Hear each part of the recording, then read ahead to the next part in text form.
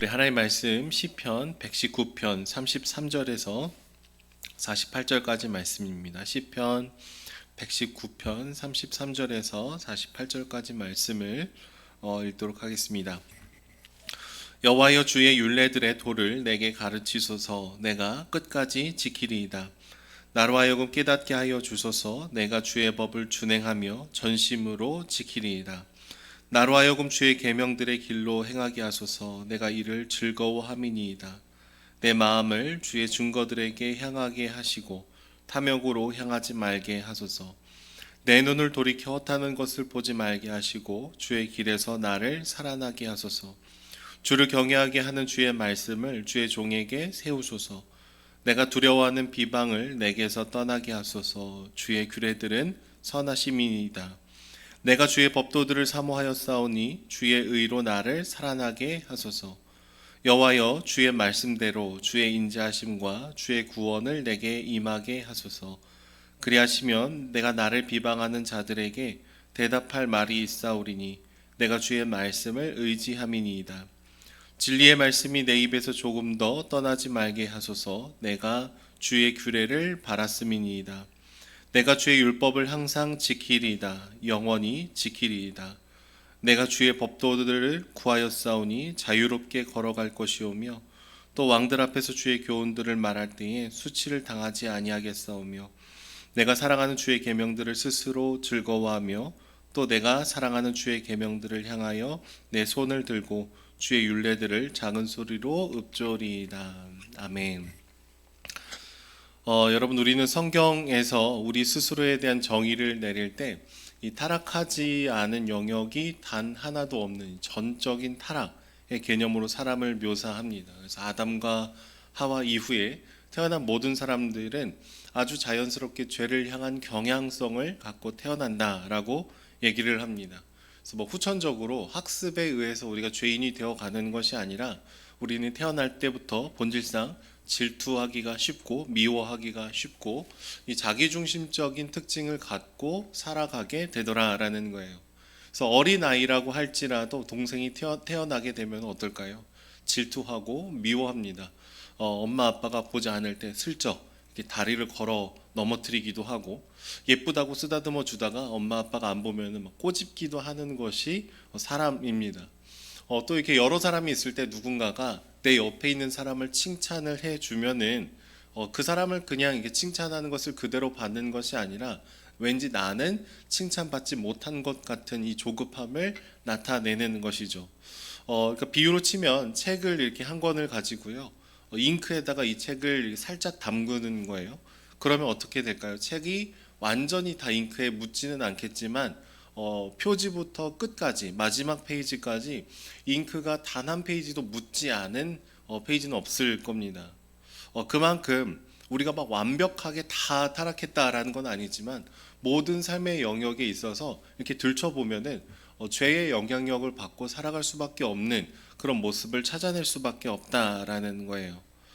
죄를 지을 수 있는 가능성이 참 가득한 존재라는 것이죠. 그래서 우리는 내가 내 힘으로, 내 스스로, 내 의지로, 나의 노력으로 하나님의 말씀을 온전히 내가 지키고 살아갈 수 있습니다라는 자신감을 갖기가 조금 어렵습니다. 전적인 하나님의 은혜가 필요하고 그분의 도우심이 필요하고 성령의 조명하심이 필요합니다. 그런 고백을 하게 되죠. 오늘 말씀 본문도 그러한데요. 시편의 저자가 계속해서 히브리 알파벳을 순서대로 따라서 이 시를 이어가고 있습니다. 근데 오늘 본문에서 특별히 강조되고 있는 것은 하나님 당신의 말씀이 나의 존재에게 가르치시기를 내가 간구합니다라는 고백이에요. 성령 하나님께서 나의 말씀을 깨닫게 해주시고 내 내면을 조명해 주십시오라는 것을 반복해서 기도하고 있습니다. 왜 그럴까요? 시편의 저자는요, 자신이 얼마나 작고 얼마나 연약한 존재인지를 잘 알고 있기 때문에 이런 고백을 하고 있습니다. 솔직하고 투명하게 스스로를 돌아보고 있기 때문에 그래요. 36절의 말씀을 보시면 주님, 내가 탐욕을 향하여 가지 않게 해주십시오 라는 고백을 하고 37절을 보시면은 허탄한 것, 즉 우상을 내가 숭배하지 않도록 나를 좀 지켜주십시오 라는 요청을 하고 있습니다. 왜 그렇습니까? 나 자신을 돌아보니까요. 내가 겉으로는 그렇게 드러나는 것 같지 않지만 내 마음 깊숙한 곳에서 나도 믿지 않는 자들과 동일한 탐욕이 작동한다라는 것을 보고 있기 때문이죠. 하나님께서 주신 선물을 너무나 집중하다 보니까 허망한 것으로 만들어버리기가 쉬운 존재라는 것을 우리는 보게 됩니다. 그래서 나를 솔직하게 인식하면 인식할수록 하나님 내게는 소망이 없습니다. 주님의 은혜가 필요합니다. 하나님의 도우심이 필요합니다. 내게 은혜를 베풀어 주십시오라는 고백을 하고 있는 것이죠. 여러분 이 고백은 굉장히 겸손한 고백임과 동시에 굉장히 정확한 고백입니다. 하나님께 간절히 기도하고 있지만 내가 주님의 말씀대로 오롯이 살아낼 수 없다라는 이 무너진 마음, 그러나 하나님의 은혜를 구하는 그 간절한 마음으로 나아가고 있는 것이죠. 예전에 저희 고모부께서 충북 음성에 한 20년 전쯤에 개척을 하셨고 지금까지 이제 목회를 하고 계십니다. 어느 날 제가 대학생 때 방학이 돼서 우리 고모부 교회에 가서 한 일주일 정도 며칠 이렇게 지내다 온 적이 있는데 한 차를 이렇게 딱 타니까요. 조수석 그 본네트 쪽에 이렇게 뭐가 이렇게 붙어 있어요. 내용은 정확하게 워딩은 기억이 나지 않지만 이런 내용이었어요.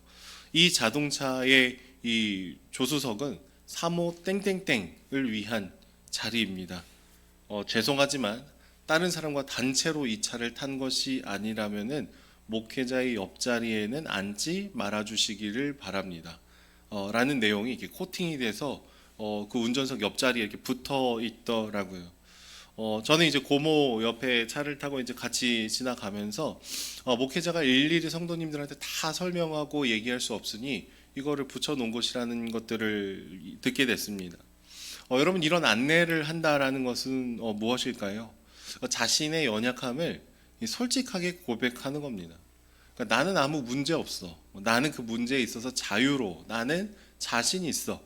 이게 아니라 하나님의 은혜가 아니면 나는 언제든지 넘어질 수 있는 그런 나도 똑같은 죄인입니다. 라는 것을 고백하고 공동체의 보호를 요청하고 하나님의 은혜의 필요성을 고백을 하고 있는 것이죠. 그러니까 괜찮은 척, 나는 아무런 문제 없는 척, 이게 아니라 그러다 보면 오히려 더 큰 넘어짐을 당할 수 있다라는 거예요. 우리가 예전에는 뭐 그런 고백을 했었던 적이 있습니다. 공동체에 소속이 되기 조금 힘들어하시는 분들 중에 목사님 내가 하나님과 나와의 관계만 좋으면 되지 않습니까? 공동체 모임까지는 굳이 안 가도 되지 않습니까? 이런 고백을 하셨던 분들이 있습니다.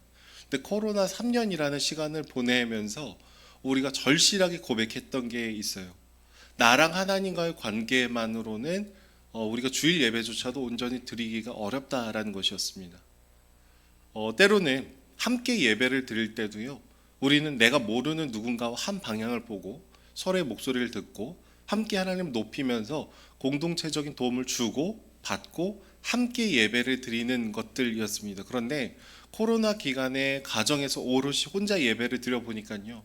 막 복장도 흐트러지고 우리 마음도 흐트러지고 하나님께 드리는 시간도 막 이랬다 저랬다 막 움직이는 것들을 보면서 나라는 존재는 나 혼자서 하나님을 이렇게 붙들 수 있는 존재가 아니구나.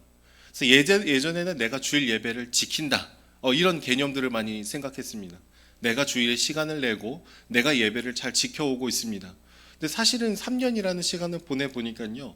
내가 예배를 지켜낸 것이 아니라 내가 그 공동체에 가서 함께 예배를 드릴 때 나의 신앙이 예배가 나를 지켜줬다라는 것을 보게 된 것이죠. 그래서 주체와 객체가 정확하게 바뀌어 있었다라는 것을 우리가 이 3년이라는 시간을 통해서 보게 됐습니다. 그러면서 우리가 겸손한 고백을 하게 됐어요. 하나님 내 힘으로는 주일 예배도 온전히 드릴 수 없는 것이 나의 본 모습입니다. 주님의 은혜가 나에게 너무나 필요합니다라는 고백을 드리고 있는 것이죠. 그래서 오늘 말씀 본문에 얘기합니다. 주님의 말씀을 내 안에 세워주십시오. 주님의 말씀의 가르침을 내게 주십시오. 그래야 내가 그 말씀을 따라갈 수 있습니다. 라는 것이죠.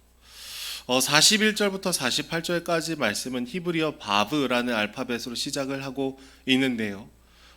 이런 고백을 합니다. 나를 비방하는 자들, 즉 눈에 보이지 않는 하나님이 너의 삶에 어떤 일들을 행하고 계시냐라고 하면서 막 의심하고 비방하고 하나님의 존재를 부정하는 사람들에게 있지만 그러나 그럼에도 불구하고 하나님께서 내 삶에 이루실 그 소망을 바라보면서 인내로 그 시간을 내가 통과해 가겠습니다라는 고백을 드리고 있습니다.